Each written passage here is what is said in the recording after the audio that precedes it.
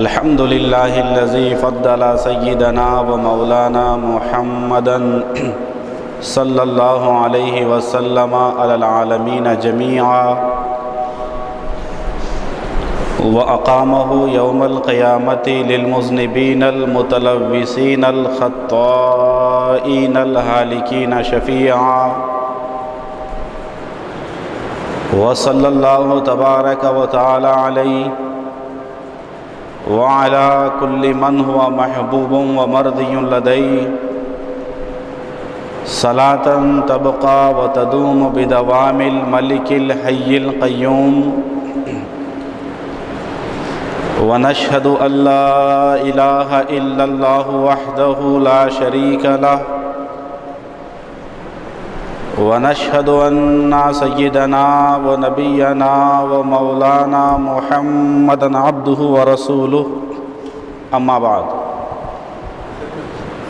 فأعوذ بالله من الشيطان الرجيم بسم الله الرحمن الرحيم ألا إن أولياء الله لا خوف عليهم ولا هم يحزنون صدق الله العظيم وبلغنا رسوله النبي الأمين المتين الكريم ونحن على ذلك لمن الشاهدين والشاكرين والآمنين والموقنين والمطمئنين ان شاء اللہ تعالی علیہم اجمعین۔ قابل صد احترام بزرگوں اور دوستوں، نوجوان ساتھیوں، عزیز بچوں، ابھی میں نے خطبہ مسنونہ کے بعد جس آیت مقدسہ کی تلاوت کرنے کا شرف حاصل کیا ہے، اس آیت کریمہ کی روشنی میں آج میری گفتگو کا عنوان ہوگا استعانت بالاولیاء۔ آئیے اس عنوان پر کچھ سننے اور سنانے سے پہلے انتہائی احترام اور عقیدت کے ساتھ گنبد خضرا کی جانب لو لگا کر ہمارے اور ساری کائنات کے مرکزی عقیدت آقائے نامدار، مدنی تاجدار، شہنشاہ ذی وقار، مکی آقا، مدنی دلہا جناب محمد رسول اللہ ارواحنا فداہ صلی اللہ علیہ وسلم کی بارگاہ گوہر بار میں جھوم جھوم کر درود شریف کا نذرانہ پیش کریں۔ پڑھیے بآواز بلند، اللہم صلی علی سیدنا و شفیعنا و نبینا و مولانا محمد معدن الجود والکرم منبع العلم والحلم والحکم وآلہ و اصحابہ وبارک وسلم۔ حضرات گرامی، مکان کی عظمت مکین سے ہوتی ہے۔ کسی گھر میں کوئی با اثر اور با عظمت شخص ہو تو اس کے ہونے کی وجہ سے اس مکان کی بھی عزت بڑھ جاتی ہے۔ جس مکان میں رہنے والا جتنا بڑا قابل ہوگا، جتنا بڑا بزرگ اور محترم ہوگا، اتنا ہی اس مکان کا اکرام کیا جائے گا۔ عام چیزوں کی نسبت اگر خاص چیز سے ہو جاتی ہے تو عام چیز کی بھی اہمیت بڑھ جاتی ہے۔ عربک گرامر کا ایک اصول ہے کہ نکرہ کی نسبت اگر معرفہ کی طرف ہو جائے تو نکرہ بھی معرفہ بن جاتا ہے۔ عام چیز کی نسبت اگر خاص چیز کی طرف ہو جائے، عام انسانوں کی نسبت خاص انسانوں سے ہو جائے تو عام انسانوں کی بھی قدر بڑھ جاتی ہے۔ مثال کے طور پر ایک بھٹی میں بننے والا اینٹ ایک اینٹ وہ ہوتا ہے جو آپ اپنے گھروں کی تعمیر میں لگاتے ہیں، اور ایک اینٹ وہ ہوتا ہے جو مسجد کی تعمیر میں لگاتے ہیں۔ جو اینٹ آپ نے گھر کی تعمیر میں لگائی وہ اینٹ قابل احترام نہیں، اس اینٹ پر اور اس اینٹ کے بنے ہوئے فرش پر آپ چپل پہن کر چل سکتے ہیں، لیکن جو اینٹ مسجد کے فرش پر لگا دی گئی وہ اینٹ قابل احترام ہوتی ہے، اس فرش پر آپ چپل پہن کے نہیں جاتے، اس کا احترام کرتے ہیں۔ کیوں؟ اس لیے کہ اس اینٹ کو نسبت ہو گئی ہے اللہ کے گھر سے۔ اسی طرح ایک ہی فیکٹری میں بننے والا کپڑا ہے، کئی اقسام کے کپڑے ہوتے ہیں، جو سب سے بھاری اور بھرکم کپڑا ہے اسے آپ نے خریدا اور اپنے جسم کے لیے زیب تن کیا، سلوایا، زیب تن کیا۔ بھاری سے بھاری کپڑا آپ نے خرید کر اس کو آپ نے اپنے استعمال میں لایا، اور ایک کپڑا وہ ہے جو آپ نے کوئی بھاری قیمت دے کر تو نہیں خریدا، بالکل کم قیمت پر آپ نے وہ کپڑا خریدا، اور خرید کر اس کپڑے کا آپ نے غلاف بنا دیا قرآن شریف کا، قرآن شریف رکھنے کا جزدان آپ نے بنا دیا۔ تو جو بھاری سے بھاری کپڑے کا کرتا اور پاجامہ یا کپڑے آپ نے پہننے کے لیے بنائے ہوں، ان کپڑوں کو آپ بوسہ نہیں دیتے، ان کپڑوں کو آپ عزت سے نہیں چومتے، لیکن کم سے کم قیمت کا کپڑا کیوں نہ ہو، اگر اسی کپڑے سے آپ نے جزدان بنا لیا تو جب بھی آپ کو قرآن نکالنا ہو اور قرآن کھول کر تلاوت کرنا ہو تو سب سے پہلے آپ اس جزدان کو اپنی آنکھوں سے لگاتے ہیں اور اسے بوسہ دیتے ہیں۔ کیوں؟ بھاری کپڑے کو آپ بوسہ نہیں دیتے، ہلکے کپڑے کو آپ بوسہ دے رہے ہیں۔ بھاری کپڑا آپ نے اپنے لیے بنا لیا ہے، ہلکا کپڑا اگرچہ کہ ہے لیکن مقدس قرآن کریم سے اس کی نسبت ہو گئی، تو اللہ کے کلام قرآن پاک سے اس کی نسبت ہونے کی وجہ سے اس کپڑے کو عزت کی نگاہوں سے دیکھا جاتا ہے، اس کپڑے کو بوسہ دیا جاتا ہے، چوما جاتا ہے، اس کو احترام سے دیکھا جاتا ہے۔ حضرات، اس طرح کی بہت ساری مثالیں ہیں جو آپ کو ملیں گی۔ میں آپ کو عرض کرنا چاہوں گا، جس اینٹ کی نسبت مسجد سے ہو جائے وہ اینٹ قابل قدر ہو جاتی ہے، جس کپڑے کی نسبت قرآن سے ہو جائے وہ کپڑا قابل احترام ہو جاتا ہے، اور جس لکڑی کی نسبت اگر ریحل سے ہو جائے تو وہ ریحل قابل احترام ہو جاتی ہے۔ تو جس طرح مسجد سے نسبت ہونے سے اینٹ قابل احترام ہو گئی، قرآن سے نسبت ہونے پر کپڑا قابل احترام ہو گیا، قرآن سے نسبت ہونے پر ریحل لکڑی قابل احترام ہو گئی، اسی طرح ہم غلامان مصطفیٰ کی نسبت رسول پاک سے ہو گئی تو ہماری عزت اللہ نے پچھلے تمام امتوں سے بڑھا دی۔ جس کی نسبت قرآن سے ہو جائے وہ قابل احترام بن جاتی ہے، تو جس کی نسبت صاحب قرآن سے ہو جائے وہ صاحب مقام بن جاتا ہے۔ محمد سے نسبت بڑی چیز ہے، محمد سے نسبت بڑی چیز ہے، خدا دے یہ دولت بڑی چیز ہے۔ تو پتہ چلا حضور اکرم سرور کائنات صلی اللہ علیہ وسلم سے نسبت کی بنیاد پر امت محمدیہ کو یہ اعزاز ملا کہ اللہ نے اس کی تعریف قرآن کریم میں بیان فرمائی۔ کنتم خیر امت اخرجت للناس تأمرون بالمعروف وتنہون عن المنکر، کہ اے امت محمدیہ، تم تمام امتوں میں سب سے بہترین امت ہو جو لوگوں کے لیے نکالی گئی ہو۔ حضرات گرامی، آپ کو میں بتانا چاہوں گا، حضرت آدم سے لے کر ہمارے حضور تک جتنے انبیاء و مرسلین تشریف لائے، ان سب میں عرفہ و اعلیٰ اور بلند و بالا اگر کوئی نبی ہیں تو وہ خاتم النبیین جناب محمد مصطفیٰ صلی اللہ علیہ وسلم کی ذات ہے۔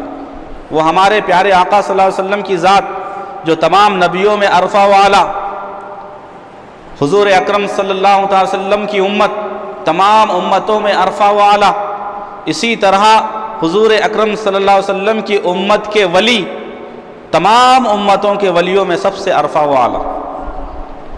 حضرات گرامی، مدارج النبوت میں حضرت علامہ شیخ عبدالحق محدث دہلوی رحمۃ اللہ تعالیٰ علیہ لکھتے ہیں کہ امت مصطفیہ کو اللہ نے اتنا اعزاز بخشا ہے، اتنا اعزاز بخشا ہے کہ ایک مرتبہ حضرت موسیٰ کلیم اللہ علی نبینا و علیہ الصلاۃ والتسلیم نے اللہ سبحانہ و تعالیٰ کی بارگاہ میں عرض کیا کہ اے اللہ، میری امت کے جیسی کیا کوئی امت ہے کہ جس کے لیے بادلوں نے سایہ کیا ہو، جس کے لیے پتھروں سے پانی نکل آیا ہو، جس کے لیے دریا نے راستہ دے دیا ہو۔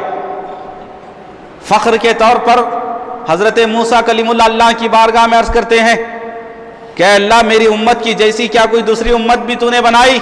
تو اللہ کی جناب سے آواز آتی ہے، اے موسیٰ، تم جانتے نہیں ہو کہ ہم نے خاتم النبیین، میرے آخری نبی حضرت محبوب محمد مصطفیٰ صلی اللہ علیہ وسلم کو جو امت عطا فرمائی ہے کہ حضرت آدم سے لے کر حضرت عیسیٰ تک جتنے نبیوں کی جتنی امتیں گزری ہیں، ان ساری امتوں کو جتنی خوبیوں اور کمالات سے میں نے نوازا ہے، وہ سارے کمالات اور وہ سارے خوبیوں سے میں نے تنہا امت مصطفیٰ کو نواز دیا ہے۔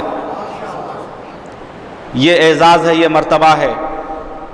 حضرت شیخ عبدالحق محدث دہلوی رحمۃ اللہ علیہ اپنی کتاب مدارج النبوت میں تحریر فرماتے ہیں کہ جس وقت حضرت سیدنا موسیٰ کلیم اللہ علی نبینا و علیہ الصلاۃ والسلام کے اوصاف و کمالات کو توریت کے اندر حضرت موسیٰ کلیم اللہ نے دیکھا، پڑھا، مطالعہ کیا، کئی خوبیاں حضور اکرم کی توریت میں موجود ہیں اور امت مصطفیٰ کی تعریف بھی اس میں موجود ہے۔ تو حضرت موسیٰ کلیم اللہ سے عرض گزار ہوتے ہیں، یا اللہ، یہ جو تیرے حبیب کی امت ہے نا، وہ مجھے عطا فرما دے، یہ امت مجھے عطا فرما دے۔ تو اللہ کی جناب سے آواز آتی ہے، نہیں، یہ تو امت میرے حبیب کی امت ہے، میرے حبیب کا مرتبہ سارے نبیوں میں بلند و بالا ہے، اور اسی طرح میرے حبیب کی امت سارے امتوں میں افضل و اعلیٰ امت ہے، خیر الامم اس کا لقب ہے۔ تو اللہ کی جناب میں حضرت موسیٰ عرض کرتے ہیں، یا اللہ، تو پھر کم از کم مجھے اپنے پیارے محبوب کے امتیوں میں بنا دے۔ حضرات، مقدر پر قربان جائیے اپنے، اللہ تعالیٰ نے آپ کا اور ہمارا کتنا بلند و بالا مقام قرآن کریم میں بیان فرمایا۔ امت مصطفیٰ کا جو اعزاز و اکرام ہے وہ کسی امت کو نوازا نہیں گیا۔ حضرات کعب احبار میں سے ایک شخص نے خواب دیکھا۔ حضرت شیخ عبدالحق محدث دہلوی رحمۃ اللہ علیہ فرماتے ہیں کہ ایک بزرگ نے خواب دیکھا کہ میدان محشر سجا ہوا ہے اور اللہ تعالیٰ ہر نبی کو اپنی بارگاہ میں بلا رہا ہے، اور ہر نبی کے ساتھ اس کی امت بھی جا رہی ہے اللہ کی بارگاہ میں۔ تو وہ بزرگ فرماتے ہیں، میں نے دیکھا حضرت آدم کو بلایا گیا، حضرت آدم علیہ السلام کے ساتھ 2 نور تھے، اور ان کے ساتھ جو ان کی امت تھی ان کے ساتھ 1 نور تھا۔ اس کے بعد دوسرے نبیوں کو بلایا گیا، ہر نبی کو بلایا گیا، ہر نبی کے ساتھ 2 نور چل رہے تھے، اور ہر نبی کی امت کے ساتھ 1 نور قیامت میں اللہ کی بارگاہ میں چل کے جا رہا تھا۔ لیکن جب باری آئی امام الانبیاء کی، جب باری آئی خاتم النبیین کی، جب باری آئی اللہ کے محبوب کی، جب باری آئی آمنہ کے لال کی، جب باری آئی مدینے کے تاجدار ہمارے سردار جناب محمد رسول اللہ صلی اللہ علیہ وسلم کی، تو اللہ پاک نے اپنے محبوب کو اپنی بارگاہ میں طلب فرمایا۔ جیسے اللہ پاک نے بلایا، پیارے حبیب اپنی امت کے ساتھ رب کی بارگاہ میں جا رہے ہیں۔ عالم یہ ہے، حضور اکرم صلی اللہ تعالی علیہ وسلم کے جسم اقدس کے ہر موئے تن سے، یعنی ہر بال سے نور کی شعائیں پھوٹ رہی ہیں، سارا سراپا نور میں ڈوبا ہوا ہے، گویا سرکار کی ذات نور علی نور بن کر اللہ کی بارگاہ میں جا رہی ہے۔ ہر نبی کے ساتھ صرف 2 نور ہیں محشر میں، ہمارے پیارے آقا نور علی نور بن کر محشر میں جا رہے ہیں، اور ہر نبی کی امت کے ساتھ صرف 1 نور ہے، لیکن امت مصطفیٰ کے ساتھ اللہ 2 نور عطا فرمایا ہے۔ امت مصطفیٰ رب کی بارگاہ میں جا رہی ہے اور 2 نور اللہ تعالیٰ امت کو عطا فرمایا۔ اسی لیے کہنے والے نے کہا محمد سے نسبت بڑی چیز ہے، خدا دے یہ دولت بڑی چیز ہے۔ تو حضرات تو پتہ چلا تمام نبیوں میں سب سے افضل نبی ہمارے نبی، تمام امتوں میں سب سے افضل اور سب سے خیر الامم امت محمدیہ۔ اسی طرح تمام کائنات کے ولیوں میں، تمام امتوں کے اولیاء میں سب سے زیادہ عزت والے، احترام والے ولی اگر کوئی ہیں تو وہ امت محمدیہ کے اولیاء ہیں۔ حضرات اکرامی، ان کا بہت بڑا مرتبہ ہے۔ اللہ کریم نے قرآن کریم میں اولیاء کی شان و عظمت کو بار بار نئے نئے عنوانات کے ساتھ بیان فرمایا ہے۔ اولیاء اکرام کو اللہ نے عزت سے نوازا ہے۔ اولیاء اکرام کی تعریف و توصیف قرآن میں بیان کی گئی ہے۔ احادیث صحیحہ متواترہ میں اولیاء اکرام کی عزت و حرمت کا اعلان کیا گیا ہے۔ اللہ تعالیٰ اولیاء اکرام کو اتنا تصرف دیا ہے، اتنا اختیار دیا ہے، کائنات قدرت میں اتنا پاورفل بنا کر انہیں بھیجا ہے کہ اولیاء اکرام کو اللہ نے اپنے فضل سے، اپنے اذن سے، اپنے حکم سے دافع البلا بنا دیا ہے۔ یعنی اولیاء اکرام اللہ کے اذن سے، اللہ کے حکم سے دافع البلا ہوتے ہیں۔ اولیاء اکرام مشکل کشا ہوتے ہیں باذن الہی۔ اولیاء اکرام حاجت مندوں کی حاجت روائی فرماتے ہیں اللہ کے حکم سے۔ اللہ کے اذن سے اولیاء اکرام کو بہت اونچا مرتبہ دیا گیا ہے۔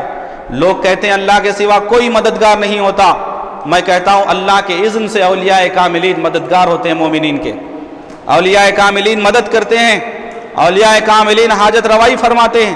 اللہ کے مقرب بندے، اللہ کے برگزیدہ بندے، اللہ کے محبوب بندے اذن الہی سے حاجت روا بھی ہوتے ہیں، مشکل کشا بھی ہوتے ہیں اور دافع البلا بھی ہوتے ہیں۔ اب آئیے میں قرآن کی آیتوں سے اپنی گفتگو کو سجانا چاہوں گا۔ اللہ کا قرآن فرماتا ہے، سورہ یوسف کس نے نہیں پڑھی ہے؟ سورہ یوسف آپ جانتے ہیں، آیت نمبر 94۔ اللہ کا قرآن ارشاد فرماتا ہے، جب حضرت سیدنا یعقوب علی نبینا وعلیہ الصلوۃ والسلام اپنے عزیز فرزند، اپنے لخت جگر ایک اللہ کے نبی حضرت سیدنا یوسف علی نبینا وعلیہ الصلوۃ والسلام سے بچھڑ گئے تھے، دوری ہو گئی تھی، فرقت اور جدائی ہو گئی تھی، تو آپ جانتے ہیں بیٹے کی جدائی کے غم میں، فرزند ارجمند سے دوری کے غم میں وہ رونے لگے تھے۔ مصر میں حضرت یوسف علیہ السلام ہیں اور ملک شام میں حضرت سیدنا یعقوب علیہ السلام ان کے والد ہیں۔ بڑا تفصیلی واقعہ قرآن کریم میں بیان کیا گیا سورہ یوسف میں۔ بیٹے سے دوری کے غم اور فراق میں والد بزرگوار حضرت یعقوب اتنا روئے کہ ان کی آنکھوں کی بینائی چلی گئی، وہ نابینا ہو گئے۔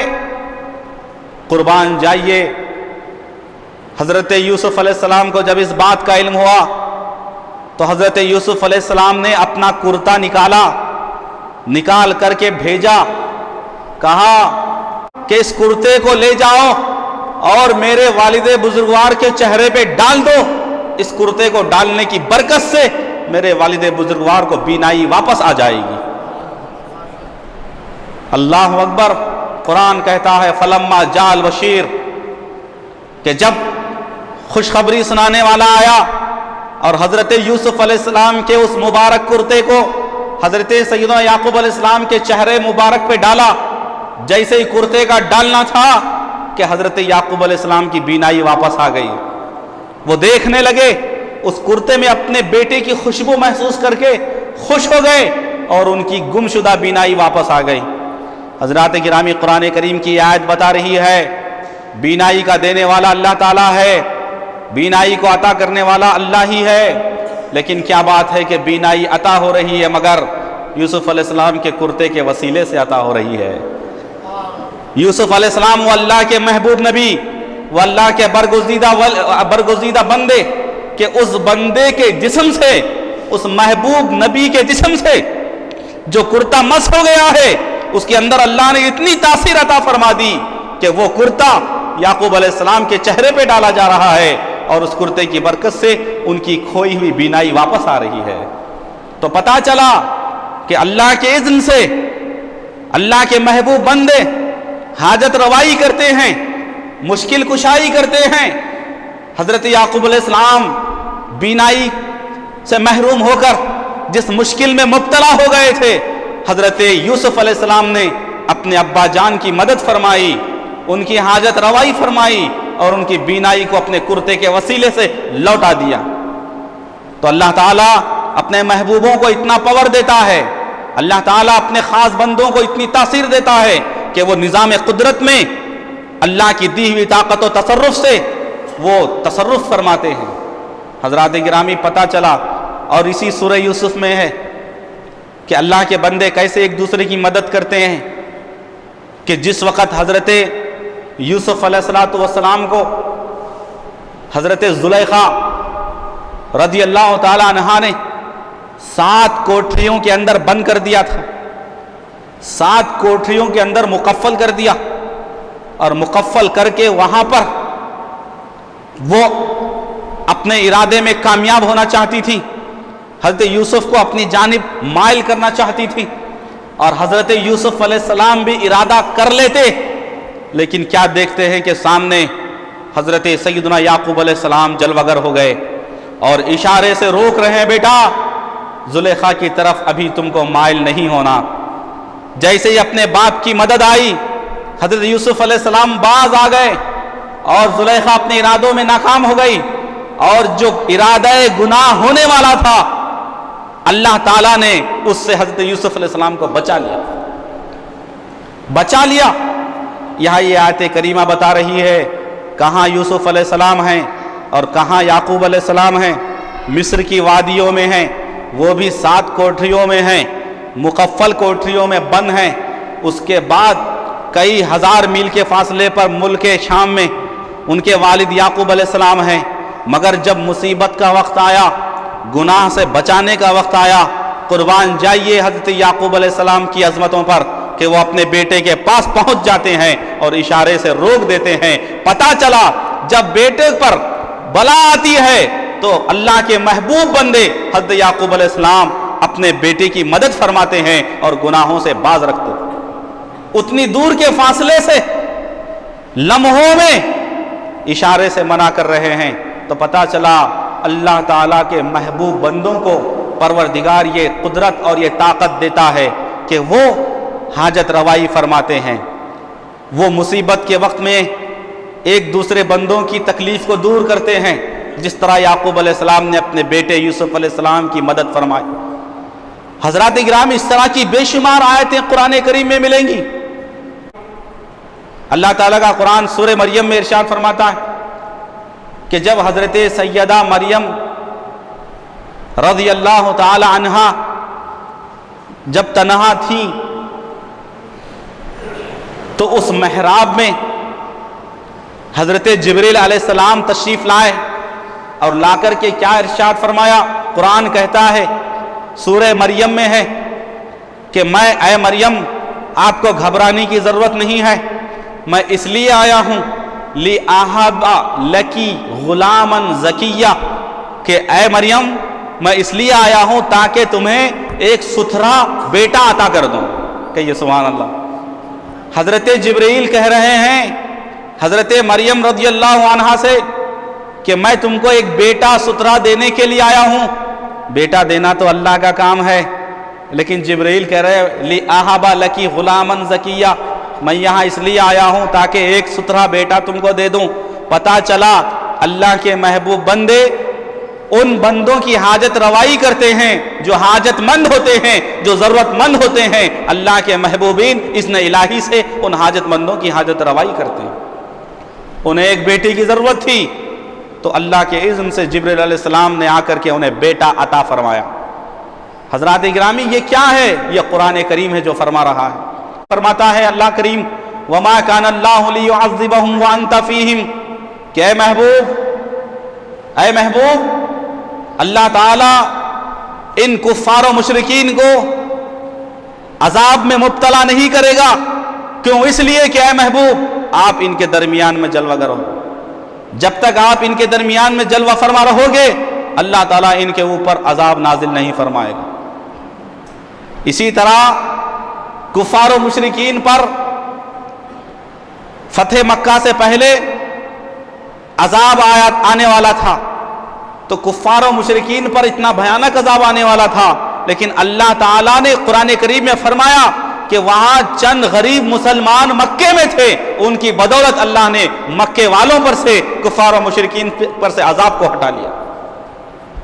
حضرات گرامی، لوط علیہ السلام کی قوم پر عذاب آیا تو اللہ تعالیٰ قرآن کریم میں فرماتا ہے لوط کی قوم پر ہم نے جب عذاب نازل کیا تو عذاب نازل کرنے سے پہلے جو کچھ مومن بندے وہاں تھے ہم نے ان کو اس قوم سے ہٹا لیا، اس کے بعد اس قوم پر عذاب نازل کیا۔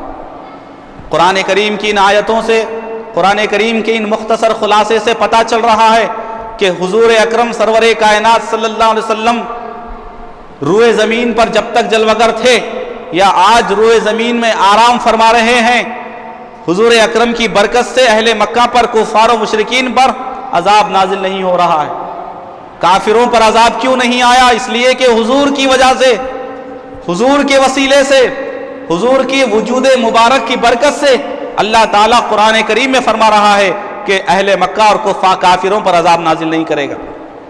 قوم لوط پر مومنین کو ہٹا کر عذاب نازل کیا گیا اور اہل مکہ پر عذاب کو اللہ نے روک دیا، اس لیے کہ وہاں مومن، کچھ غریب مسلمان مومن تھے۔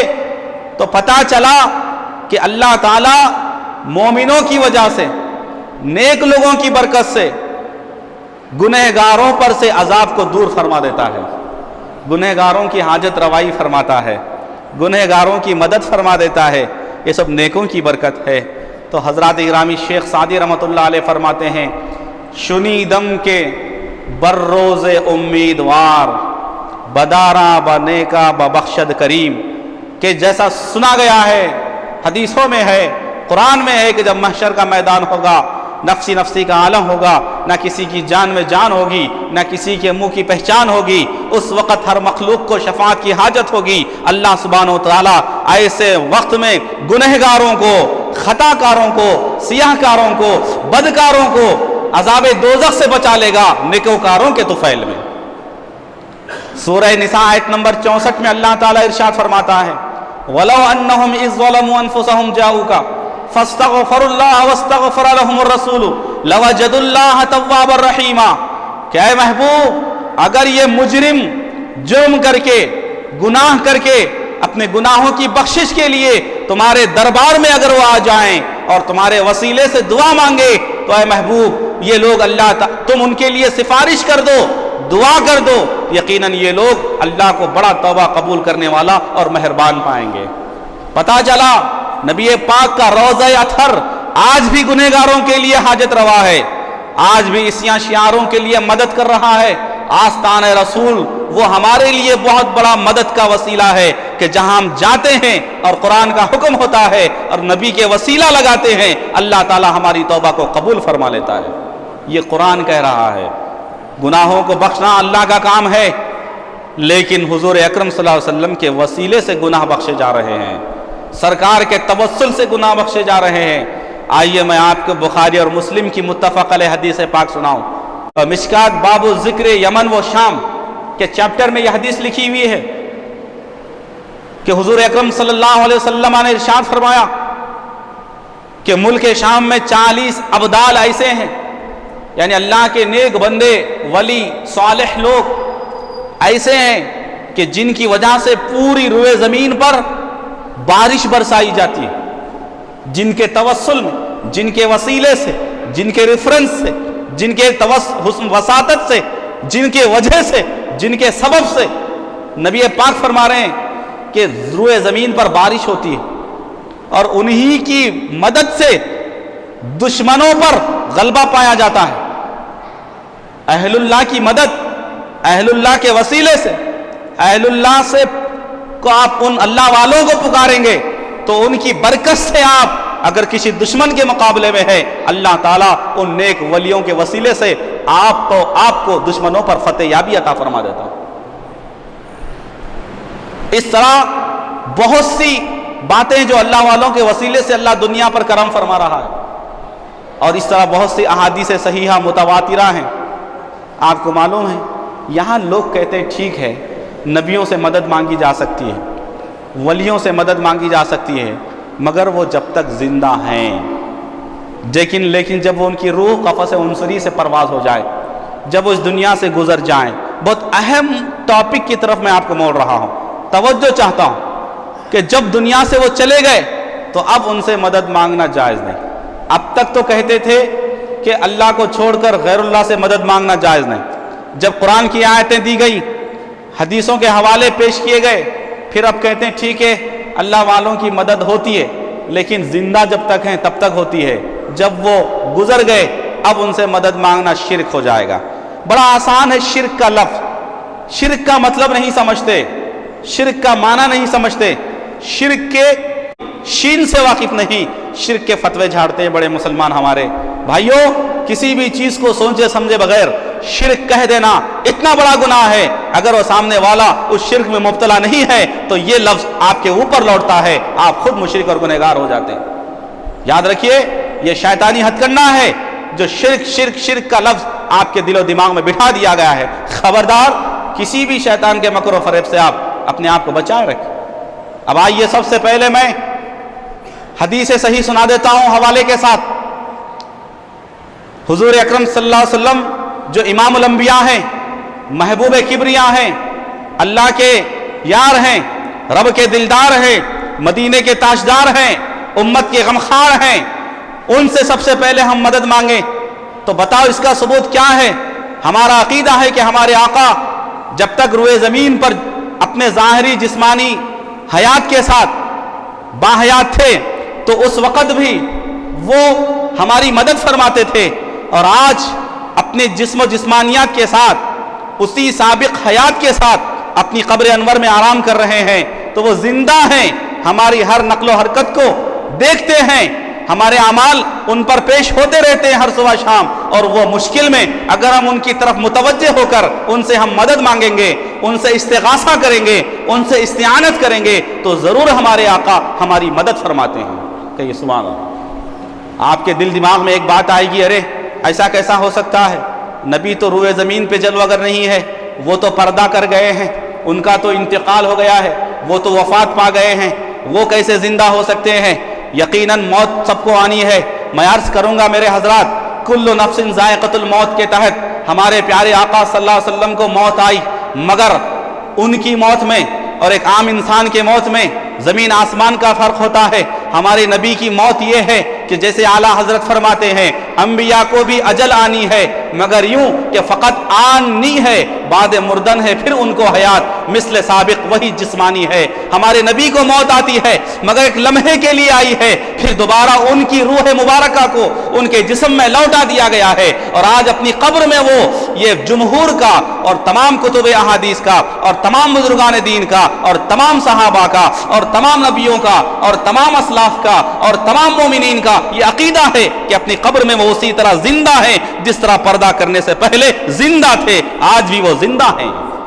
तो जिंदा है वल्लाह, तो जिंदा है वल्लाह, मेरी चश्मे आलम से छुप जाने वाले। आओ मैं हदीस पाक सुनाता हूँ, कागज़ और कलम हो तो हदीस का हवाला नोट कर लीजिए, उस हदीस को अच्छी तरह पढ़िए, उस पर अमल कीजिए, उसको अपने सीने से लगाइए और अपना अकीदा सुधार लीजिए, या जो लोग शक और शुबे में हैं उनके अकीदे को आप सुधारिए। देखो अल्लाह का नबी का फरमान सारे फरमानों पे अल्लाह के बाद सबसे बुलंद और बाला मकाम मर्तबा रखता है। हमारे नबी का कहा हुआ कभी गलत नहीं होता है, हमारे नबी सच्चे हैं, हमारे नबी का कलाम सच्चा है, हमारी नबी की जुबान सच्ची है, हमारे नबी का इरशाद सच्चा है, हमारे नबी का अकीदा सच्चा है, हमारे नबी की तालीम सच्ची है, हमारे नबी की तरबियत सच्ची है। आओ हमारे नबी सहाबा को क्या तालीम देते हैं। सुनन इब्ने माजा शरीफ का हवाला मैं दूंगा, किताब हदीस का नाम है सुनन इब्ने माजा, हदीस नंबर है 1627, 1627।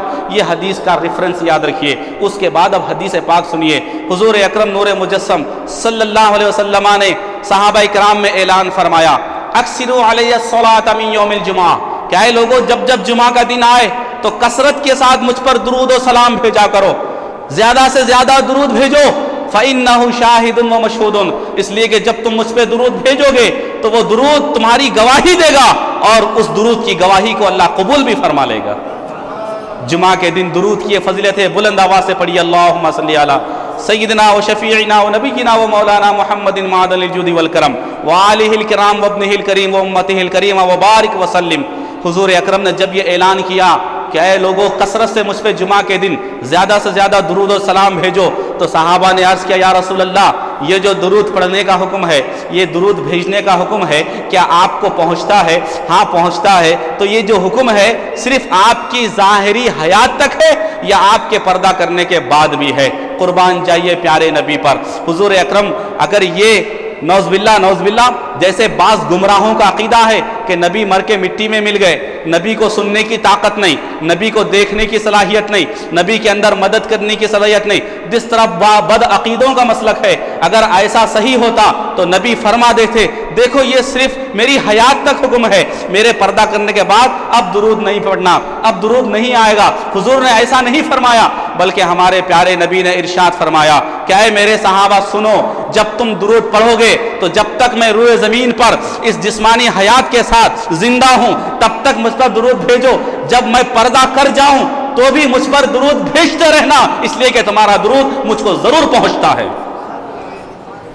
اور قربان جائیے صحابہ نے یہاں پر بات پوری نہیں کی، اللہ کی بات پیارے نبی کی بارگاہ میں عرض کرتے ہیں یا رسول اللہ وکیفا اذا ادمتا، آپ کے پردہ کرنے کے بعد، آپ کے روئے زمین سے گزر جانے کے بعد کیا آپ پر ہمارا درود پہنچتا ہے؟ کیسے پہنچتا ہے؟ جبکہ آپ تو قبر شریف میں ہوں گے، آپ تو مٹی میں ہوں گے، مٹی میں آپ کے جسم انور ہوگا، کہیں ایسا نہ ہو کہ وہ مٹی سے آپ کا جسم گل جائے گا، آپ کی ہڈیاں بوسیدہ ہو جائیں گی۔ قربان جائیے پیارے نبی فرماتے ہیں اے میرے ساتھیوں ہرگز ایسا عقیدہ نہ رکھنا، بلکہ عقیدہ یہ ہے، نبی پاک فرماتے ہیں ان اللہ حرم علی الارض ان تاکل اجساد الانبیاء، اللہ نے زمین پر یہ حرام کر دیا ہے کہ وہ نبیوں کے جسموں کو کھائے، زمین پر حرام ہے کہ وہ نبی کے جسم کو کھائے۔ تو پتہ چلا نبی عام انسان کی طرح نہیں ہوتا، عام انسان قبر میں جائے ہو سکتا ہے زمین اسے گلا دے، مٹی اسے سڑا دے، مٹی اس کے ہڈیوں کو بوسیدہ کر دے، مگر نبی کے بارے میں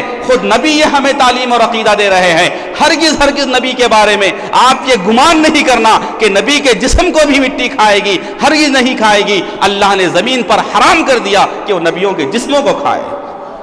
بات یہیں پہ ختم نہیں ہوئی، اگر حضور یہیں پہ بات اینڈ کر دیتے، یہیں پہ بات ختم کر دیتے، ہو سکتا ہے کوئی سوال کرنے والا یہ کر سکتا نہیں بھائی نبی نے کہا ہے کہ زمین پر اللہ نے حرام کر دیا، ہو سکتا احترام میں کہا ہو سکتا نبیوں کی تعظیم کے طور پہ کہا ہو، ان کے مرتبے کے لیے کہا ہو، لیکن حقیقت تو یہ ہے کہ مٹی ہر چیز کو گلا دیتی ہے، مٹی ہر چیز کو سڑا دیتی ہے۔ نبی نے اس شبے کا بھی ازالہ فرما دیا، اس شبے کو قیامت تک اگر کسی نے پیدا کرنا چاہا اس کا جواب آج سے 1400 سال پہلے ہمارے نبی نے دے دیا، فرمایا فنبی اللہ حی، پس اللہ کے نبی اپنی اپنی قبروں میں زندہ ہوتے ہیں۔ کہیے سبحان اللہ، نبی زندہ ہوتے ہیں۔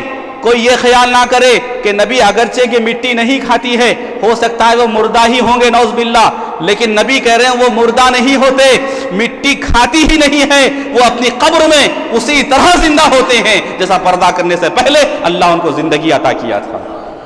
پھر اس کے بعد کوئی یہ خیال نہ کرے ارے بھائی جب زندہ ہوتے ہیں تو شاید کیا کھاتے ہوں گے، کیا پیتے ہوں گے۔ زندہ رہنے کے لیے کھانا ضروری ہے، زندہ رہنے کے لیے پانی ضروری ہے، زندہ رہنے کے لیے رزق ضروری ہے، زندہ رہنے کے لیے غذا ضروری ہے، زندہ رہنے کے لیے آب و ہوا ضروری ہے۔ میں کہنا چاہوں گا کہ نبی کی زندگی اتنی اعلیٰ زندگی ہوتی ہے، نبی نے اس کا بھی جواب دے دیا، یرزق فنبی اللہ حی یرزق، کہ اللہ کے نبی اپنی قبروں میں زندہ ہوتے ہیں اور اللہ تعالیٰ ان کو رزق اور روزی عطا فرماتا ہے۔ اب قربان جاؤ جب اللہ رزق دینے پہ آئے تو کیسے رزق دیتا ہے معلوم؟ صفی اورنگ آبادی کہتے ہیں کہ کسی کا رزق رک سکتا نہیں خلاق اکبر سے، صفی پتھر کے کیڑے کو غذا ملتی ہے پتھر سے۔ ایک ایسا کیڑا جو معصوم ہوتا ہے، بالکل کمزور ضعیف و ناتواں ہوتا ہے، مگر ایک پتھر کے اندر سل ہوتا ہے اور پیاک ہوتا ہے، آنے اور جانے کا کوئی راستہ نہیں ہوتا، مگر خدا کی قدرت دیکھو، اتنے کمزور کیڑے کو اللہ اپنی قدرت سے رزق عطا فرما رہا ہے۔ تو جب اتنی کم تر مخلوق پر اللہ کا یہ کرم ہے تو افضل ترین مخلوق انبیاء کرام پر اللہ کا کتنا کرم ہوتا ہوگا، اندازہ لگائیے۔ ہماری عقل وہاں رسائی نہیں کر سکتی جہاں انبیاء کی عظمتوں کا آغاز ہوتا ہے۔ تو عزیزان گرامی، پتہ چلا ابن ماجہ شریف حدیث نمبر 1627 کی حدیث سے یہ بات ثابت ہوئی کہ ہمارے پیارے نبی اپنی قبر میں اسی طرح زندہ ہیں جس طرح پردہ کرنے سے پہلے زندہ تھے، اور ہمارے نبی کی نہ صرف حیات ہے بلکہ ہمارے نبی سے جو حصہ مس ہوا ہے، جو حجرہ مس ہوا ہے، ہمارے نبی کے مزار مبارک پہ جو گنبد ہے، وہ گنبد بھی اور وہ مزار بھی، وہ حجرہ بھی، وہ قبر انور بھی ہمارے لیے وسیلہ ہے، ہمارے لیے حاجت روا ہے، ہمارے لیے مشکل کشائی کا ذریعہ ہے، ہمارے لیے دافع البلا ہے۔ آپ پوچھیں گے ایسے کیسے ہو سکتا ہے؟ آؤ مشکات کی حدیث سنا دوں۔ یہ حدیث شیخین نے بھی روایت کیا ہے، صحیح بخاری و مسلم میں۔ مدینے میں قحط نازل ہوا، اتنا شدید قحط، اتنا شدید قحط، اتنا شدید قحط کہ لوگ پیاس کے لیے ترسنے لگے۔ کئی زمانہ ہو گیا بارش نہیں ہو رہی ہے۔ سارے لوگ اور صحابہ مل کر ام المومنین سیدہ عائشہ رضی اللہ عنہا کے در دولت اقدس پہ حاضر آتے ہیں، عرض گزار ہوتے ہیں، امی جان، اے مومنوں کی ماں، مدینے کے لوگ پیاس سے ترس رہے ہیں، خدا کے واسطے آپ ہم پر رحم فرمائیے، ہمارے لیے دعا کر دیجئے یا ہمارے لیے کوئی راستہ عطا فرما دیجئے۔ حضرات گرامی، تو حضرت عائشہ کو کیا چاہیے تھا؟ ارے اللہ سے رجوع ہو جاؤ۔ ایسا نہیں کیا، یقیناً اللہ ہی سب کچھ دینے والا ہے، لیکن فرمایا حضور اکرم کے روضے مبارک پہ جو کمرہ بنا ہوا، چھت کی طرف سے ذرا کھڑکی کو کھول دو، ذرا کھڑکی کھول دو۔ کیوں؟ اس لیے کہ جب سے نبی پاک کا وصال باکمال ہوا، حضور ہمارے پردہ فرمائے، جب سے چھت ڈال دی گئی ہے، آسمان نے ہمارے نبی کے رخ انور کو نہیں دیکھا، نہ قبر انور کو دیکھا۔ ذرا کھڑکی کھول دو، جب آسمان ہمارے نبی کی تربت انور کو دیکھے گا، نبی کی محبت میں روئے گا اور بارش ہو جائے گی۔